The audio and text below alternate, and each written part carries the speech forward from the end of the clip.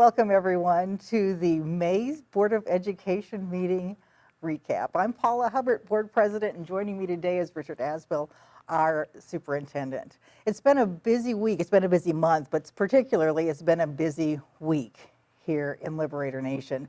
We have so much to be grateful for, between things that happened with a bus accident to our graduates. Richard, tell us a little bit more about this week. Yeah, we've been really busy all over campus, lots of activities going on. Last week we did have a bus accident from one of our trips coming back. We're very blessed that really non-severe injuries. We have some students and staff and a bus driver that were injured. We really want to send a special thanks to the volunteers that helped before we could get there, but we also, Bolivar Fire, Bolivar Police, Polk County Sheriffs, 911, EMS, CMH. A lot of people don't realize all of that we do behind the scenes when we have our accident and emergency planning. When things go well, we did learn some few things, and so we'll be working on that, but couldn't be more happier about the cooperation and the response that we gave to our students. And then Sunday, we celebrated the big achievement of every student's career at Bolivar Schools, and that's graduation. We gave out 220 diplomas. 220 new graduating Liberators, so we're very excited about that. Things on Sunday went really good, so we were able to get graduation in. We're in the final few days of school, and so we've got field day going on. We have activity trips, a few last-minute field trips. And then students will be done on Thursday and staff will be finished up on Friday. We weren't able to do a live broadcast from our Thursday night board meeting because of what happened that day. We were just winding up things from the accident. So our report is coming to you a little bit late, but we wanted to talk about the meeting. We went forward with our meeting, which was a decision on behalf of the board and our superintendent to proceed because we had some business that had to be taken care of. So we started our meeting with some commendations of some people who've been very special to the district. Stevens Photography.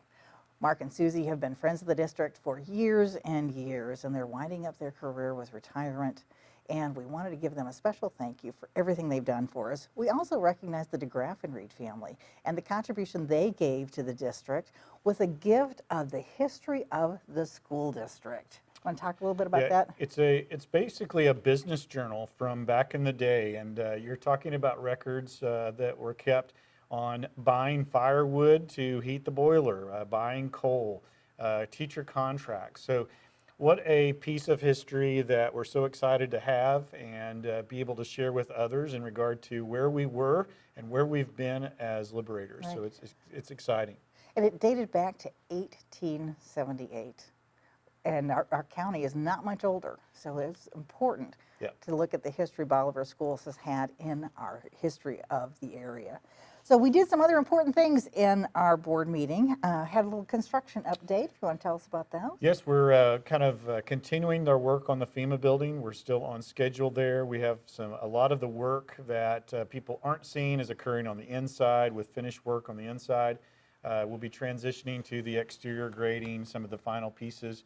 We're still probably in a 2 to 3 month window for FEMA. We are experiencing a few delays in products, but that's kind of industry standard right now. So we have some things that are on back order for a couple months, so we're trying to work through that. Liberator Park, the next phase of Liberator Park, the parking lot has been completed. So we're doing the final grading around those areas, doing some hydro seeding. So we're very excited about the next steps that we can take with Liberator Park as well. Fantastic. Then over the summer, the Board of Education will be doing some planning with some folks in our community as we look at some other building needs that we have. So stay tuned for more information on those projects. We had an exciting month for celebrating the support our community has for our teachers and our staff here at Bolivar Schools. Because of the Liberator 2025 initiative that passed recently, we were able to do some wonderful things for our teachers to make Bolivar an even better place for folks to work. Would you tell us a little bit about that? Liberator 2025 outlined a tentative plan that where we wanted to be in the year 2025. And thank you to our voters and the supporters of our school district. We have moved more proactively on that. So we've raised our base from $38,500 to $40,000 for our certified staff. We've also added 75 cents per hour to all of our classified schedules. So on average, we're probably looking at about a 5 to a 5.5% raise for most of our staff and most of those employee groups.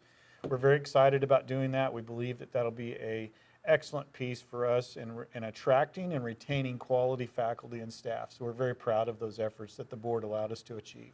That's wonderful news, and we want to thank our voters and thank our community for being such strong supporters of the things we do here at Bolivar R1 Schools.